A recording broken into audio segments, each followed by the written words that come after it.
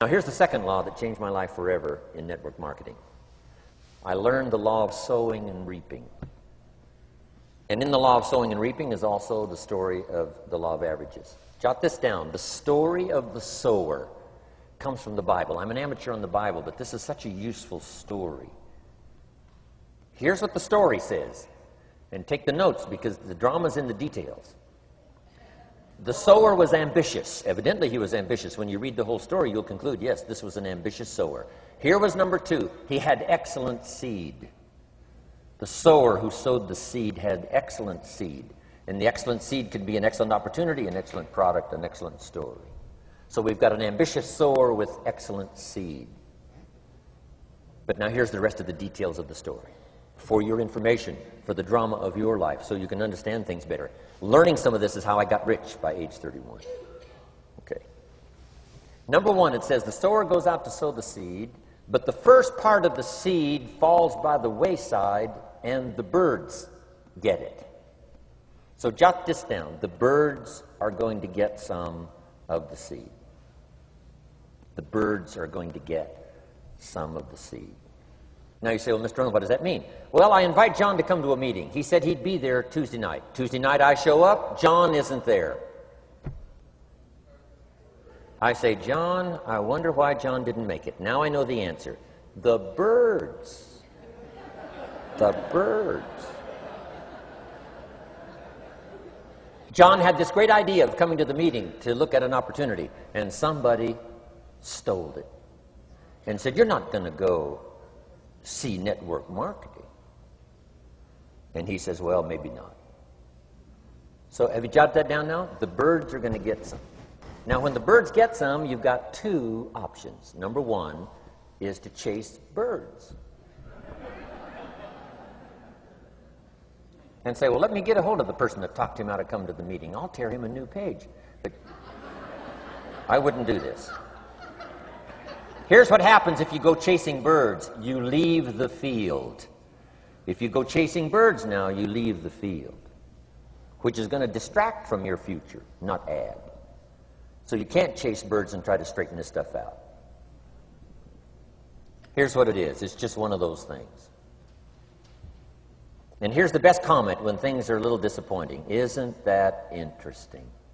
You just have to say, I thought sure he would be there. He promised me. He promised me. But I know it was the birds. And you just have to say, isn't that interesting? Now, here's the rest of the story. It says, the sower kept on sowing. See, that was the secret to his success. He kept on sowing. And if you keep sowing, you can sow more than the birds can get because there aren't enough birds. If you keep sowing, there are some birds, but there's not enough. Because the law of averages will work for you. My mentor taught me, he said, you know, Mr. Rohn, there's only 9 or 10 real nasty, miserable people in the whole world. Now he says they move around a lot, you know, and you're liable to... You'll bump into one once in a while.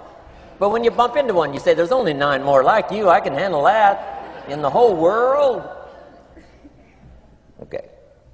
Now here's what else it says. The sower now keeps sowing the seed. Now the seed falls, the story says, on rocky ground where the soil is shallow. And the rocky ground where the soil is shallow is not of your making.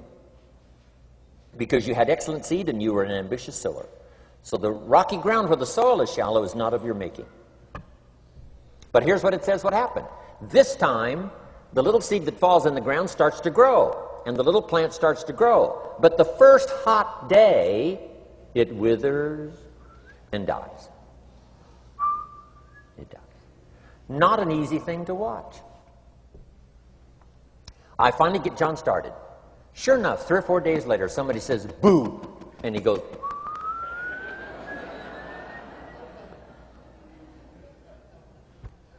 he's gone. Doesn't show up at the second meeting. And I say, I thought sure John would last a week. What happened? Jot this down. The hot weather is going to get some. And this is not of your making. Here's what you must say when that happens. Isn't that interesting? Wow. What can you do? The answer is nothing. You say, well, I'm going to try to change this. I wouldn't take that class. You know, the sun comes up in the east. Somebody says, why is that? I wouldn't spend much time on that. Just let that happen. Don't go for this why stuff. I'm giving you the answers here. The answers is in the structure and the consequences and in the deal. The answer is in the deal. Anything beyond that is not worth studying. You say, well, how come some just last a little while? I wouldn't sign up for that class. Here's the answer. Some don't stay. You just have to jot that down. And when some leaves, you say, that's one of those that don't stay. Now you know what category to put them in. And you can't solve this now. You can't. It's like rearranging the seasons. You can't fool with that. All you can do is cooperate with the way things are set up. I didn't set it up. You say, well, it shouldn't be this way. Well, when you get your own planet, you can rearrange this whole deal. But on this planet, you're a guest. You've got to take it as it comes. Now, here was the secret to the ambitious sower with good seed. It said he kept on sowing. Now, here's what he had to do to keep on sowing. He had to discipline his disappointment. This is a key phrase now to use the rest of your life. You must learn to discipline your disappointment, because you didn't set up the setup, and some are not going to stay, and that is not of your making. Now, if you made gross errors and you ran them off, see, that'd be different. Now, you're responsible for that. But if it's in the normal course of things, this is the way things are. Now, here's what it says. The sower keeps on sowing. Now it says the seed falls on thorny ground. And somebody says, well, how much of this do you have to go through? Well, hang on. It's not the end of the story now. Now the little seed falls on thorny ground. And now the little plant starts to grow again. But as the little plant starts to grow, the thorns choke it to death. And it dies. So jot this down. The thorns are going to get some. And that's not of your making. And what are these thorns? The story even called these little thorns, little cares, little distractions, little somethings. Who knows what all they are? I say, John, we had a meeting last night, you weren't here. John says, well, I can't make every meeting. I say, why not? You're part-time. He said, well, the screen door came off the hinges. And you just can't let your house fall apart. You got to take some time and fix things up. And I can hear the thorns going,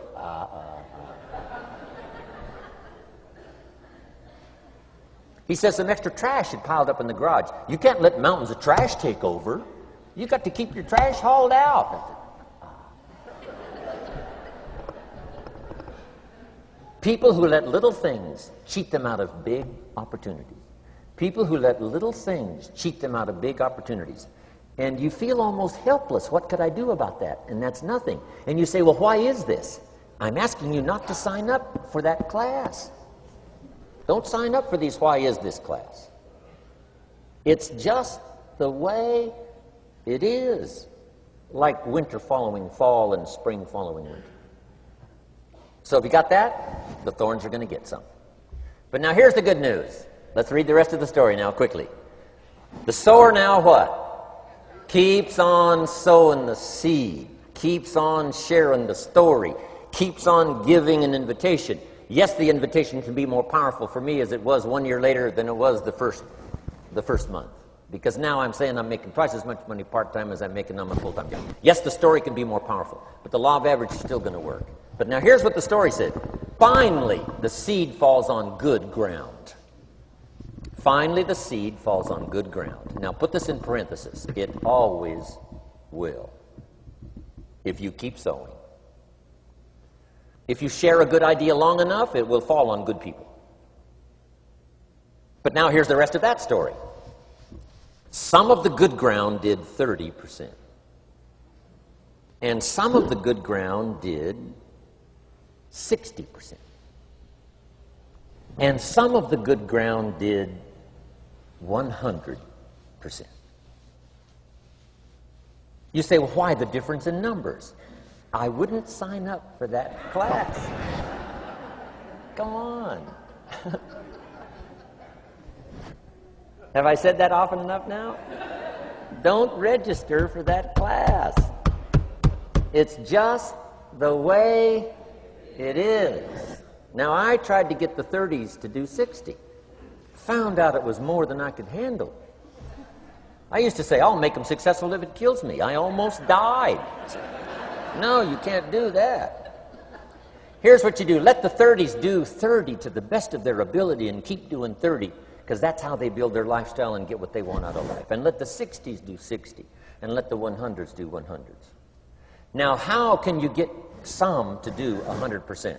You got to go through all these experiences, and you got to talk to all these people.